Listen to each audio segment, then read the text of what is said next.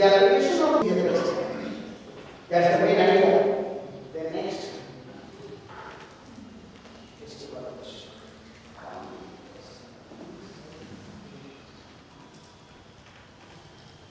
Am I okay with everyone in terms of language? Yes, clear? No need of using Hindi? Fine. Because most of the terminology yes. Now let's see. Measure the stakeholders in this ecosystem. Just pay attention to this data. Universities, this data is as per the report of All India Survey on Higher Education. All India Survey on Higher Education 21-22. Because final report has of the year 21-22 only. 22-23 report has not come. So this is the latest data. How many universities have 1168, 1168 universities? Out of these universities, how many government universities? 685, and private universities 473. Now look at this. When India got independence in 1947, the number of universities that we had, and after the passage of these many years, we have 1,168 universities.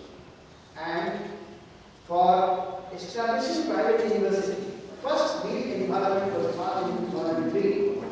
So, after 20 years only, how many private universities have come up? 473.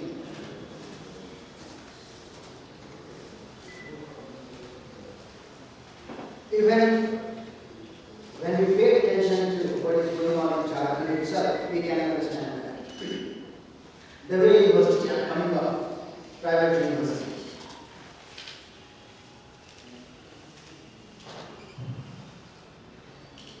So, 1,000 standalone institutions are those institutions which are independent among themselves, like polytechnic institutions. So, nearly 16 lakhs of teachers are working in these institutions. This data will help you develop a comprehensive picture of the entire ecosystem of higher education. Almost each year we find that 1,000 new colleges come. But out of these 1,000 new colleges, 700 to 800 colleges are founded by private people, businessmen. This is the case. Nearly 200 colleges every year are founded by government. So now see, this is the scene at the bottom, and we have apex bodies to regulate things. When we pay attention to the institutions and the way the institutions are coming up, I tell you that in Ranchi University, right now, there are 35 nursing colleges. There are 35 nursing colleges. Each year, 4 to 5 nursing colleges are founded. All of you might be somehow aware of the functioning of some of the nursing colleges in this program. Scene is very ugly in the sense that most of the institutions which are coming up like this through private agencies, they are simply interested in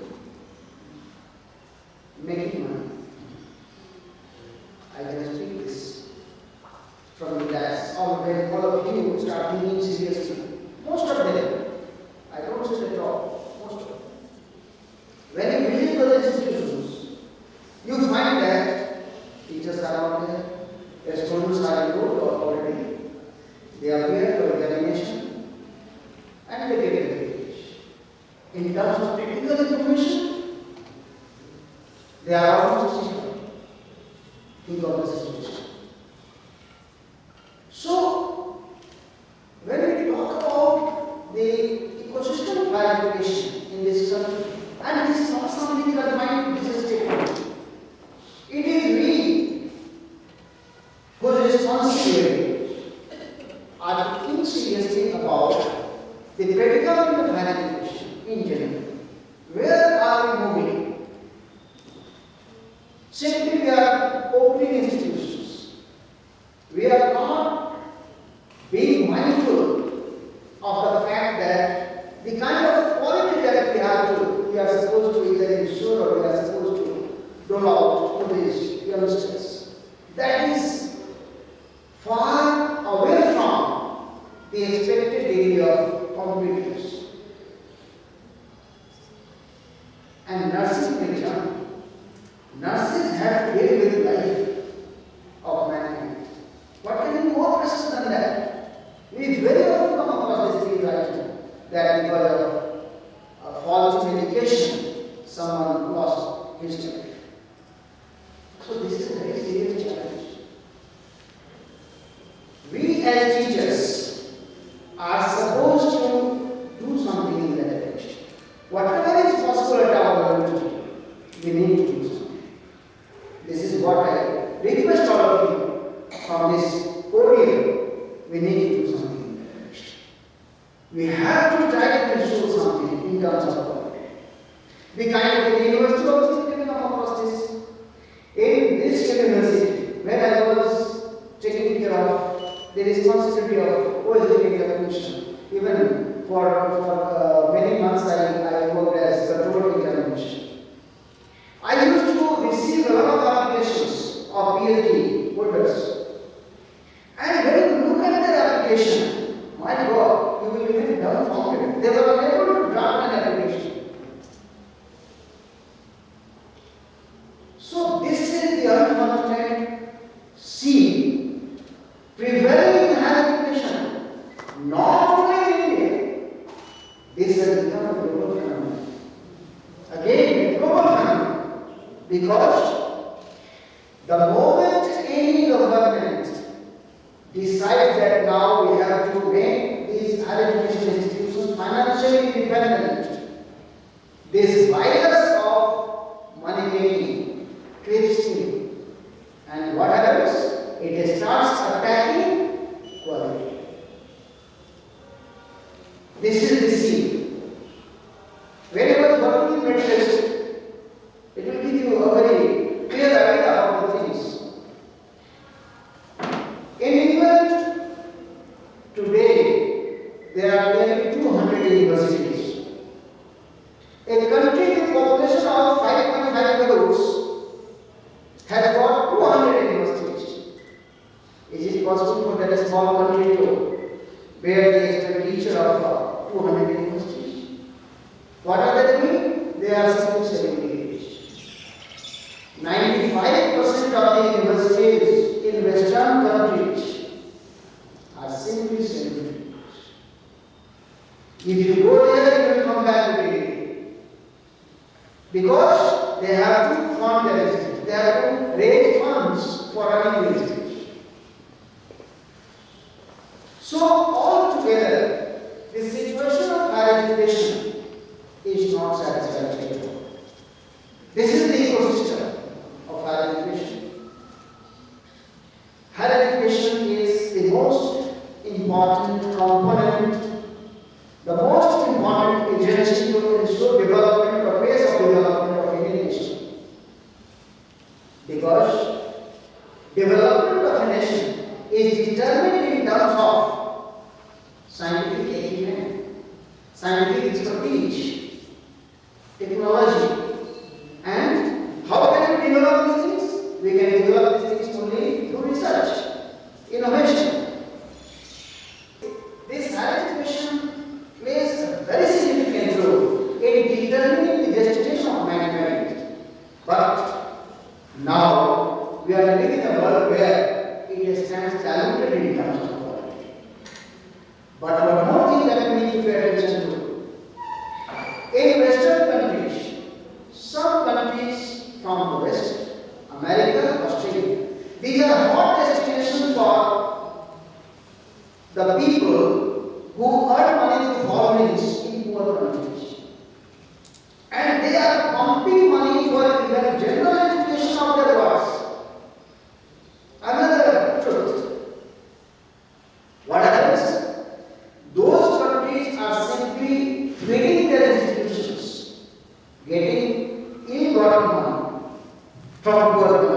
100 acres, and that is contributing to financial health of the institutions. This is something that we need to be aware of. Since we are part of higher education in India, it is very important for us to understand this dynamics working in higher education today. This was not the case even 15 years back. I tell you that according to the latest data, nearly 10 lakhs of the students move out of India to pursue higher education. Nearly 10 lakhs. Out of these 10 lakhs, 2 lakhs students move to every year, move to America. 40,000 to UK. Nearly 60 to 70,000 to Australia. Hot destinations. Now the question is it not important for us to ensure quality among the students to the extent possible for safeguarding the interest of India as a country? I feel it is important. I feel it is important. And therefore, we need to think and do something in that direction. Let us see some other data. Next.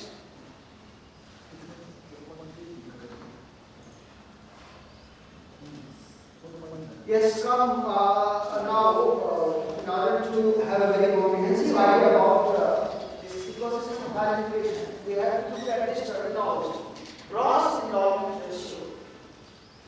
When I pay attention to this concept, gross endowment ratio, all of you have come across this term. The government is pressing very hard, okay, institutions must increase GDR. This gross endowment ratio, it has got mathematical formula how to determine. So what happens? Total endowment in higher education of the students from 18 to 23 years of age. That number is divided by total population of 18 to 23 years of age, and it is multiplied by 100. Right? So 1% comes, that becomes gross endowment ratio. That means the government is trying hard to make higher education accessible to all the people. GDR, national GDR at present is 28.4. Again, according to the same report of AISHE 21-22. 28.4, it means that out of 100 students, or out of 100 people, it is better to say, of the age group between 18 and 23, only 28 students are studying in higher education. That is gross endowment ratio. What we have in terms of GDR 28.4, GDR of America is 81%.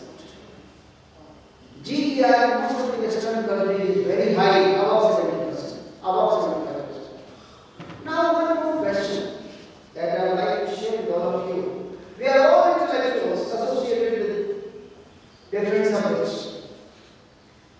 Should a country like India pay more attention to enhancing this GDR? All of you, I just put a question to the House. Should we follow this trend of America? Because America has got very high GDR, so we should also go to that. Because that is one of the marks of development. Trust me, I find it as a rat race. I find it as a rat race. Why? Because the kind of maturity that today a student of class 8 or 9 shows when we interact with him, if he happens to be a sharp student, the kind of maturity that he shows, and try to compare the maturity of this intelligent boy of class 8 or 9 with their students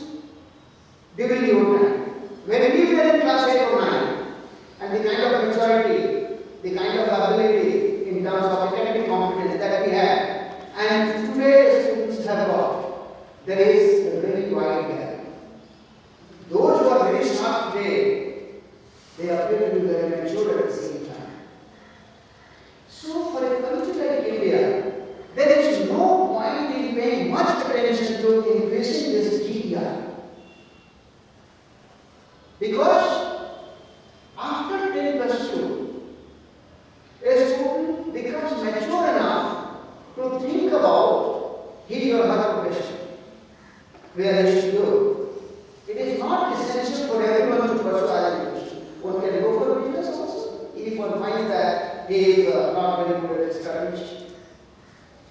And you will be surprised to know the kind of investment or the kind of expenditure that different states in India are making.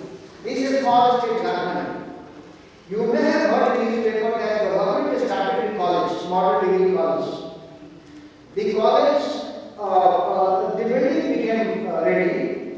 It was handed over to the university. But for the last 5 years, no teacher, no student. And how much money was spent? 20 crores. Think of it.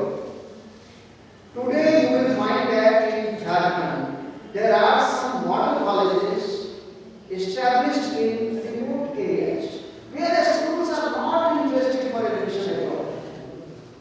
Sometimes admissions in terms of numbers, let's say, 50, 40 students all together. My God, the expenditure is very huge.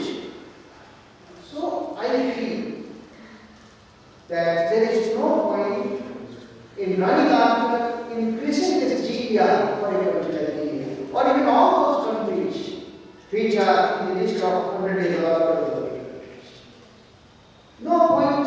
America, of course, America has got very heavy resources at its disposal, and population-wise also, it is 1/4 of what we are even today.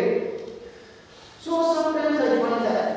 Then, see this female GDR is 28.5, more than that of males or national. How to determine GDR? Basic calculation, mathematical formula, if you want to note it down, you can note it down. Then a new concept has come up. It is now more visible. A new concept has come, that is EER. Eligibility and normalization. Eligibility and normalization. What is this eligibility and normalization? Actually, when we determine this GDR, we take into account the entire population as denominator, the entire population. In this EER, the new concept, the idea is we have to simply take into account that population which became eligible for enrollment in higher education, and they drop the idea of pursuing higher education. So that is EER, eligibility enrollment ratio. And some scholars or thinkers or policy makers, they say that this EER is more important to take into account than taking into account G, gross enrollment. And of course, this logic holds water. We should take into account this EER. Next. Yes.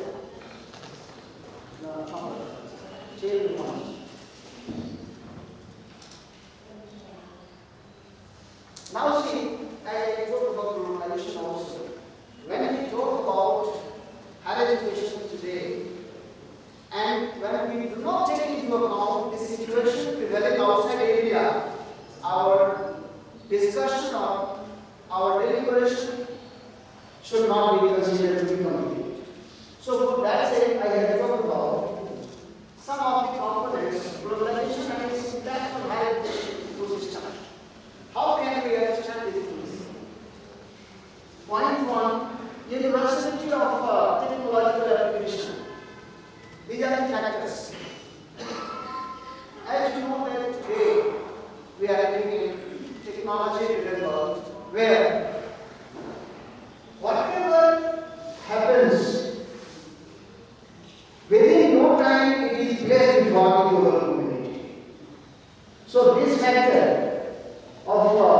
universal application of technology. This is a very big factor. And this scene was not there 25 or 30 years back. But today, that scene is there.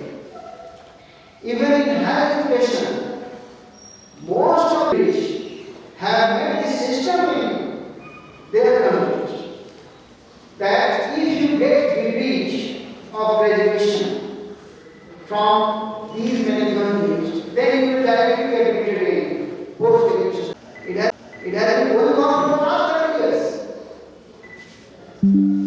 So, what I want to make you realize, these are also very significant factors which are forcing us to go for transformation in our system of higher education. And because of this also, the UGC is coming out with regular new sets of rules and regulations every time, every now and then we can see. How to revamp the existing system? How to develop connect between industry and institution? How to popularize vocational education? How to increase employability of the students who are passing out from institutions of higher education? So these are the significant factors that we have to take into account.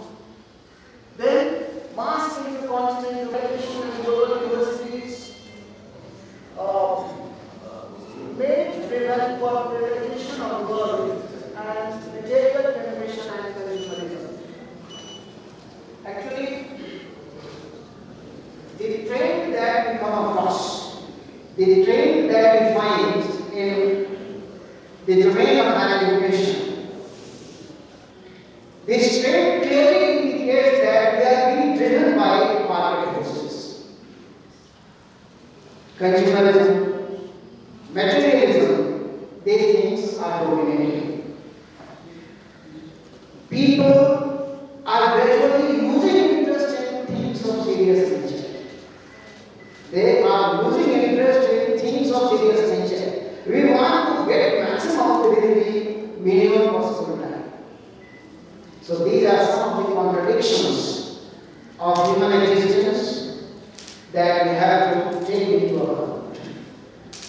And because of this, we find that there is tremendous impact of global educational culture on Indian setting of higher education, on Indian structure of higher education.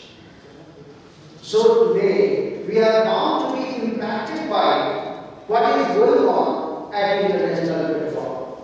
And because of that factor, we have to go for modifications after modifications in pre-existing rules and regulations. It has become a necessity also when you start thinking seriously about this. Then, so this is all about, again,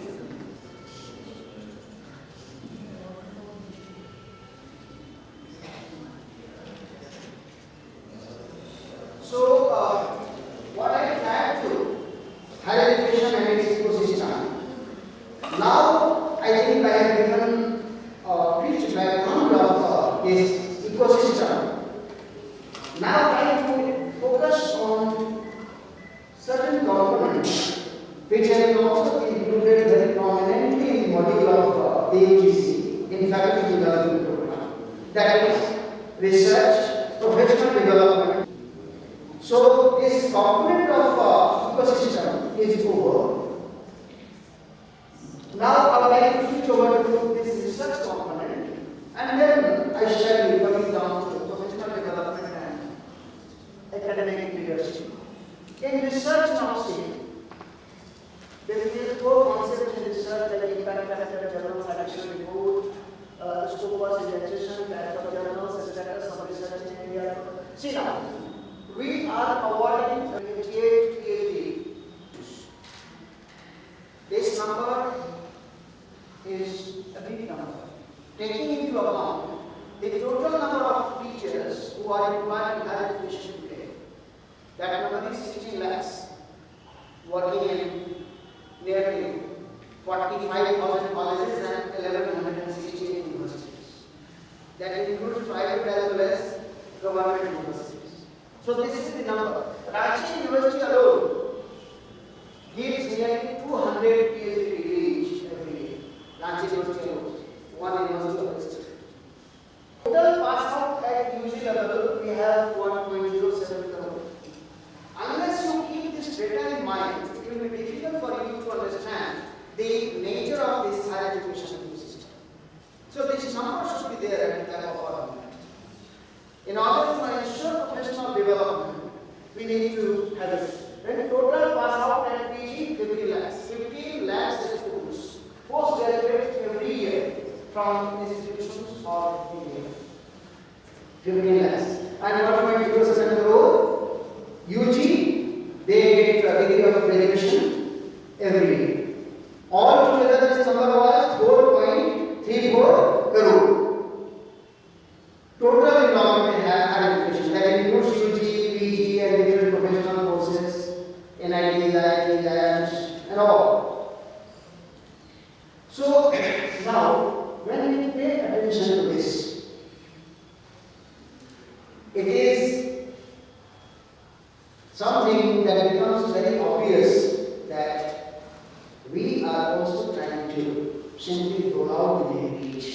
The way we are rolling out the page, there needs to be checked.